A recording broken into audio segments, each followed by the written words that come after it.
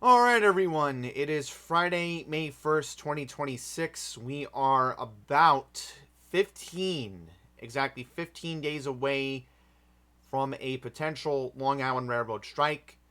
We had faced a similar situation back in September of the potential hoopla that it would have caused. Thankfully, that strike was averted during the Ryder Cup course. Now, there was talk that it might have happened in the winter, but we had two presidential emergency boards try to negotiate to find a way to prevent a Long Island Railroad strike from occurring. Unfortunately, here we are, the first day of May. Here we are on a Friday, and as of now, as I'm recording this video, the LIRR unions and the MTA are set to meet sometime next week. There is an indifference on what's basically going on here, and what we're going to talk about is the negative impacts. We'll get into a couple of videos from 2014 that the MTA seemed to have way better plans, sort of, compared to what we're dealing with right now in terms of how are people supposed to get into New York City, how are they supposed to get to Grand Central, or how are they supposed to get to Penn or Atlantic Terminal Brooklyn. So we're going to get into the logistics in just a second, but we're going to start off, and I'm going to play you now New York One's report on the story that they had from Wednesday regarding the strike. There is a possibility there will be no trains running for Long Island Railroad commuters starting May 16th as five labor unions representing 6,700 of the MTA's 70,000 employees are threatening to strike after two presidential emergency boards sided with them, but the MTA is not giving in. An agreement cannot be reached when one side refuses to come to the table. Since the last meeting we requested, 40 days have passed. No response. No new bargaining sessions. No counterproposals. There was supposed to be a mediation Monday, but it had to be rescheduled. The MTA offered to do it Wednesday without a mediator. Let's go in the back and negotiate. They did Wednesday, but nothing came of it. The two sides agree on the first 3 years of the contract, which is retroactive with 3% wage increases for 2023 and 24 and 3.5% in 2025. The unions have asked for 5% in the fourth year. The MTA has offered 3%, and the MTA wants concessions on work rules. One rule stipulates that engineers who operate both electric and diesel trains in the same day are eligible for double pay. Engineers that move trains during revenue service and again within yard can get up to triple pay in a day. The unions claim if they concede on work rules, 5% will be a net loss in income, and they feel the MTA can pay. The MTA says riders would bear the cost in fare increases. Meanwhile, the contingency plan for a possible strike is limited. Shuttle buses would run every 10 minutes weekdays from 4:30 a.m. to 9 a.m. and 3 p.m. to 7 p.m. Buses from Hicksville, Ronkonkoma, and Mineola would drop off commuters at the F train in Queens at 179th Street, and buses from Hempstead Lake State Park and Huntington would shuttle passengers to the A train in Howard Beach. The two sides agreed to continue discussions even without someone from the National Mediation Board. The clock is ticking till 12:01 a.m., May 16th. Samantha Liebman. So as you can see here, this is the presentation that they gave at the MTA board meeting yesterday. And I want to play a clip later on from what MTA board member Gerard Ringman brought up on the Babylon branch, because he made a very good point, and I will play the clip in a little bit for you here, because I'm switching back and forth between my Roku and my computer screen, because if I try to use a secondary source, you know, I've learned my lesson. I don't want to deal with that annoying black screen pattern, all right? So, as you can see here, and again, what makes this disgraceful is that the Trump administration recently found out, and they found this out in September, they found this out during the first quarter of this year between January and March, was, fact of the matter is, the MTA can afford to can afford the 14%, which it seems General Lieber, the MTA chairman, is being completely greedy and completely cheap. They're making excuses up that, oh, we're going to have to raise fares. Oh! But let me be very clear that they're getting money from congestion pricing. So I don't know why they're making excuses. Are they making excuses just in case if Bruce Blakeman becomes governor? Because if Blakeman gets in, congestion pricing's done. So I don't want to have to make things political, but we know how things will work. Because I think this whole New York election is closer and the polls are lying. So, anyhow. MTA has offered a 3% general wage increase for calendar year 2026. The 5 unions representing Long Island Railroad have requested a 5% increase. Okay, so this is what it says here on the PowerPoint. All right, because I don't want to show you it from that small screen from what that lady was showing yesterday, but this is crazy to think that when they talk about, and the New York One report brought this up, reduce full day extra penalty pay that will be required when engineers have to operate both electric and diesel trains in the same day.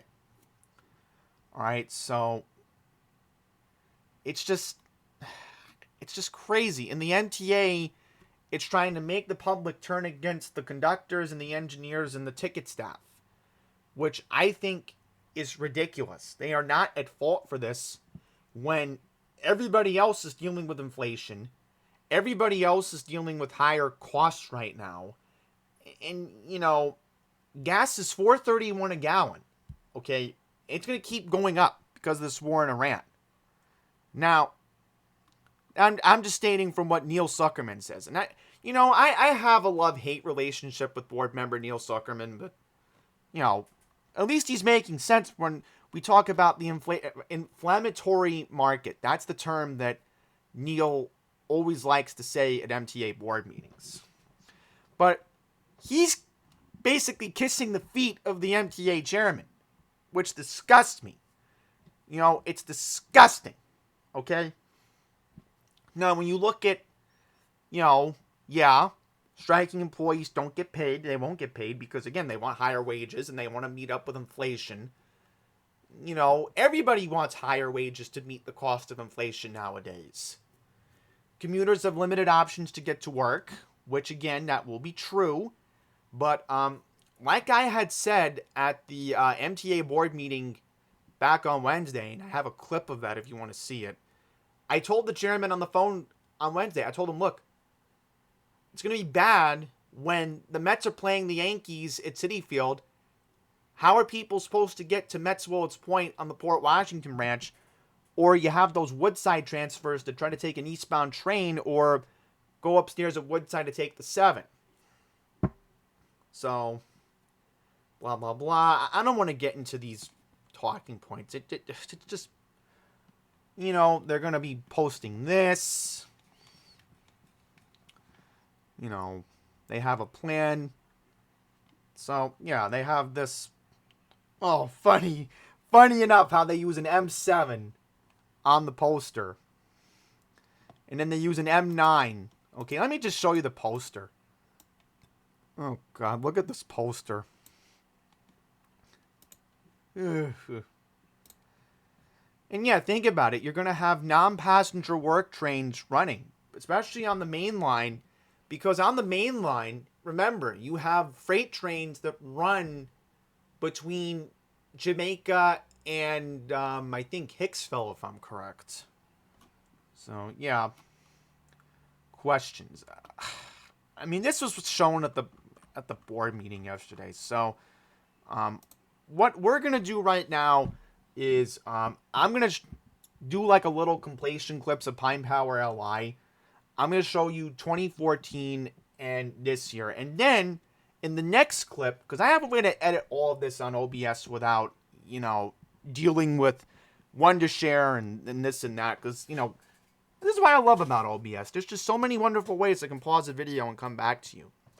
Let's play the little completion clip that I'm going to use. Let me get the Roku up.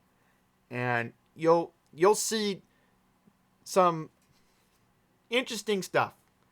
Because in the final clip, I'm going to play Gerard Bringman for you. Because he brought up a very good point about the Babylon branch. And I'll get into the other points about the other branches as well. And how they would be affected. Possible strike could affect 300,000 daily riders, including John Michneau of Westbury. He takes the train every day for doctor's appointments and various errands. It's going to be chaos. The road's going to be jammed.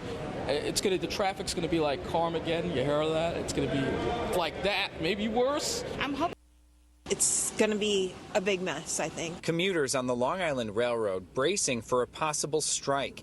Workers from 5 unions could go off the job next month. This is one of my major ways around. I don't know what I would do. The other thing is, I'm thrilled that we did add 2 more locations. 5 is much better than 3. But if you do possibly squeeze out another spot, we really need to have something on the South Shore. I don't know, anywhere between Babylon and Freeport, somewhere in there, to give our South Shore riders something. And last but not least, and this is my personal opinion, not the opinion of the commuter council or anything, I encourage the board, work within the numbers. You have a budget, you have a pattern. If you have to break that pattern, get some sort of give backs to make up that money, but work within the numbers, because what Mr. Zuckerman said, someone has to pay.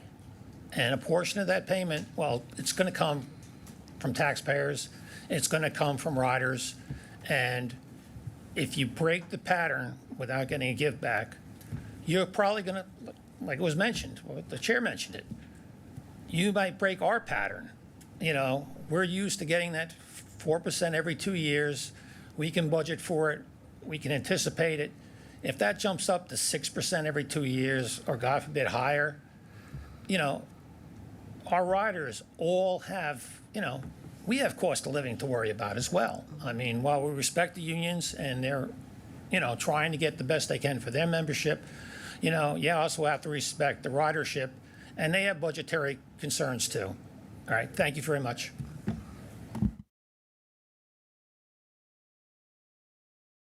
All right, so as you can clearly hear from Gerard, he is definitely concerned about the Babylon branch. And to an extent, I'm concerned about the Babylon branch as well. So let me see if I can pull up my web tool here. And we're going to make the color red. Can I make the color red? Okay, yeah, because that's the doomsday scenario here, okay? So what we're going to do right now is I'm going to give you an example of what Gerard was talking about. Now, first of all, Gerard was sort of wrong about Freeport, because in Freeport, you got to remember, the N4 bus on Nights bus runs very frequent. So, Gerard was sort of trying to hint between Babylon... Hang on here. I'm just going to see if I can make the size a little bit bigger so you can get an idea. This is Babylon to Merrick, okay? I want to circle this area for a sec, okay? Especially Merrick. I'm going to do a little line down there so you see Merrick. Now, what I'm concerned about in Merrick, and I'm concerned about Massapequa, for an example. I have friends and family, okay? I have a cousin who lives in Merrick. I have a friend who lives in Merrick. They would be dramatically impacted by the strike. Now, thankfully, my cousin has a car. So if she wants to drive to Freeport, park over there, because she is a Town of Hempstead resident, so I'm pretty sure Town of Hempstead would let her park over there. Thankfully, the N4 bus can get her right to Jamaica, and if she needs to go to the city, that's no issue. The F train can get her there, okay? No problem. In terms of my other cousins who live in Manhattan who have to go to Merrick, that's going to be a little bit of a problem. Because they live right near Grand Central Madison and they use the train to get to Merrick. No service. How are they supposed to get to Merrick? And then take an Uber or a Lyft to get to my cousin's house. That's their normal plan, so... yeah. My friend in Merrick, for an example... she is an off-Broadway actress. Very big deal. She's trying to make it big. And she takes the train to get to her off-Broadway gigs, obviously. And she also has a relationship with a partner. She takes the train to Woodside sometimes and takes the 7 to get to her partner. And what I'm worried about is, she's in Merrick. How is she supposed to get to Sunnyside? Or how is she supposed to get to an audition for her off-Broadway plays? I mean, that's going to be very bad news. If she gets a casting call for an off-Broadway play, how's that going to help her? And then there's my friend in Massapequa. I mean, sometimes, he uses the railroad to get wherever he needs to go. And, this is going to be a major problem. So they absolutely need to find a way to get a shuttle bus. Let me just get rid of this. The logistics make sense to get a shuttle bus over to JFK Airport. Just the example I can give right here. If you're in Long Beach, okay, if you're in Long Beach, for an example, can somebody explain to me, and I had this crazy idea that they could take people from Long Beach up to Rockville Center. So let's just do like a little map. Now, why was I giving Rockville Center as an example? Well, Rockville Center doesn't really make sense. So I'm thinking, how are you supposed to get people from Long Beach to Lynbrook? I think a shuttle bus from Long Beach to Lynbrook would actually make sense. And here's the reason why I'm going to suggest this idea. Because if you put a shuttle bus between this stretch right here, where my little balloon figure is on the map, the N4 bus of Nice Bus can get you right to the subway. So I was thinking, oh, Rockville Center. No, Rockville Center is actually out of the way when you think about it. So you can get all the passengers picked up on the Long Beach branch during limited hours and then get them over to Lynbrook at least, and then that could be one way of looking at it. Now, if you're in the West Hempstead area, I mean, they can't run a shuttle from West Hempstead branch to Hempstead. You have the N6 bus in Hempstead. Gets you right to the subway in Queens. So they have to find ways to get people to the subway. Now, if you're on the Far Rockaway branch, good news is you're not screwed, okay? You're not completely screwed. I don't know why they can't run shuttles to the air train on the A line, which would help, but at least you have Nice Bus and at least get you right to the A train station in Far Rockaway. But if you're in Long Beach, you have the other bridge in Atlantic Beach that can take you right to Far Rockaway. So I don't know why the MTA just can't run a shuttle bus between Long Beach and Far Rockaway. That'd be another logistical thing they can do, so then that way the A line can get people where they need to go. You need to go to Atlantic Terminal? No problem. Just change for the R train at J Street Metro Tech. The R train will get you right to Atlantic Terminal. You need Penn Station? No problem. Take the A line to Penn Station. Simple. You need Grand Central from the A line. Good news is there is a passageway on 42nd Street that will take you right to the Times Square shuttle. So at least you have, I know it's going to be an inconvenient walk, but at least the shuttle will get you right back to the east side if you need to. But it's just going to really inconvenience people. All right, so as far out east, yeah, I mean, you do need a shuttle bus. I do agree with Gerard on that because, again, this is a whole transit desert. The Long Island Railroad basically serves this whole area right here. This is a transit desert. Only when you get to these areas are by train. That's it. No buses. And in Massapequa, you barely have buses anyway. Just for an example. So, just saying, they really do not have this planned out. Okay? Now, if you're in East Williston or Albertson, I mean, the only thing I can say is, all right, maybe you have the N23, but then the N23 isn't as frequent. So that leaves you limitless in terms of scheduling, right? Let me just exit this for a second. Now, in 2014, they had a plan, and I don't want to get into the 2014 plan because it's going to give me a headache. But they had a little bit of a better plan in 2014 compared to what we have now, which I'm going to show you what we have now. I want to focus on the here and the now, but they actually had a plan in 2014 to run a ferry from Glen Cove to East 34th Street. Yeah, they actually had a ferry. You believe that? So basically, if you are in Roslyn, or if you're in any other areas, I mean, you're basically stranded. Basically. You have no way to link up to a subway. Like, here's an example. Like, let me just put my web tool up to make things very clear here, right? You know, out east in Port Jefferson, what are you supposed to do? They didn't even think of Port Jefferson. Is Port Jefferson even on the possible plan here? I'm just going to look this up. No, they don't even have Port Jefferson. They're going to tell everybody to go to Ronkonkoma. You know how far Ronkonkoma is from Port Jefferson? It's a very long drive. Very long drive. All right? How is this acceptable? How is this acceptable? Not a good plan. It's not a good plan. No. No.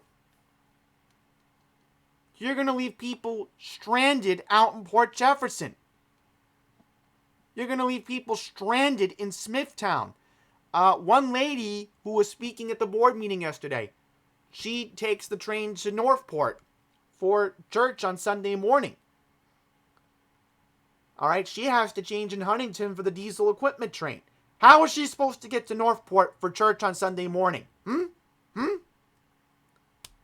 Just one example. One of many examples of how this strike's going to hurt people. Okay? And, you know, they didn't think of the Port Jefferson branch. Go to Ronkonkoma. Seriously, what's that going to do? Again, from Port Jefferson to Ronkonkoma, you know how long that drive is? You can get away to Ronkonkoma. But anyhow, I don't want to get into that. I want to get into the fact that if you look at the Oyster Bay line, just north of East Williston, now Albertson might be a little bit manageable. If you live around Albertson, the good news is maybe you can find a way to get down to the N22 or the N24. I'm pretty sure Uber and Lyft will be happy. Whoopee, we're getting extra people trying to link up to the N22 bus on Hillside Avenue. Yay! Right? Thankfully for my friend's sister, if she needs to go to the city, again, good news is at East Williston, for an example, N22 bus is right there. So at least you're not completely screwed, and at least you have a way to get to the city. So at least the N22 will be an option. But I don't even want to imagine how bad the N22 is going to be. Okay? And then you want to talk about Port Washington. I was telling my cousins this on Wednesday, and I was telling, look, N23 bus, what's that going to do? It only runs every hour in Port Washington. Plain Dome, no buses.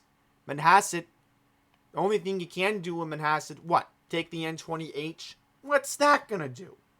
You have to change at Great Neck for the westbound bus to Flushing. If you're in Great Neck, the only good thing is you do have the N20G. Now, here's the next problem in terms of everything else here, right? We're talking about overcrowded subways. The subways are going to be a mess at certain parts of the day. Okay? That's going to be an issue. You want to talk about Carmageddon? I mean, it's going to be a mess.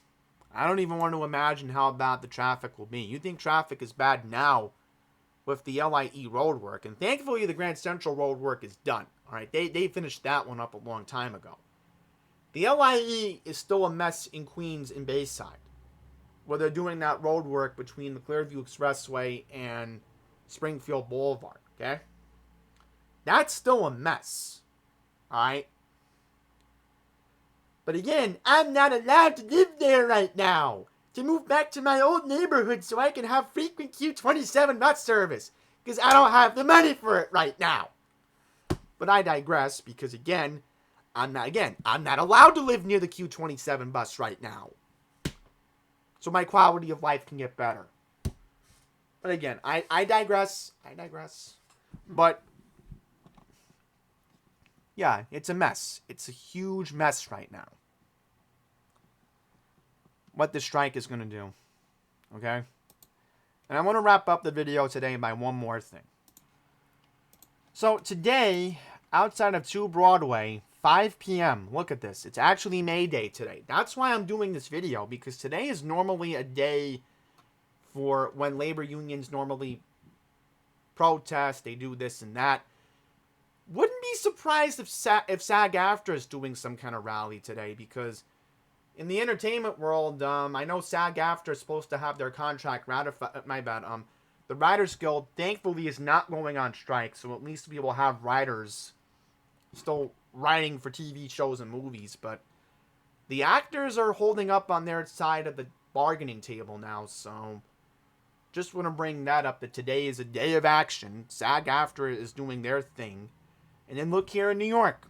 You have TWU Local 100 rallying for their contract tonight at 5 p.m.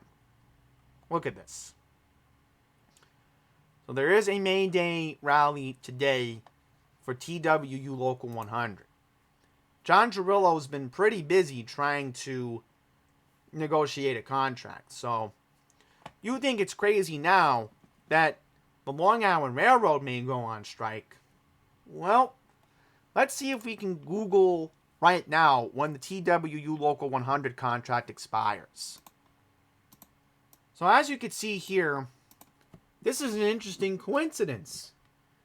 It seems the TWU Local 100's contract also expires right around the same time frame when the Long Island Railroad is set to go on strike. So, yeah.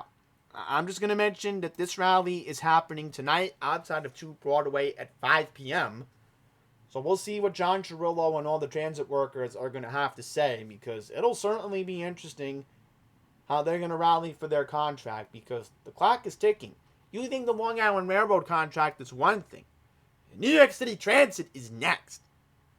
So I just wanted to bring that up. But yeah, this strike for the Long Island Railroad, it's going to be devastating.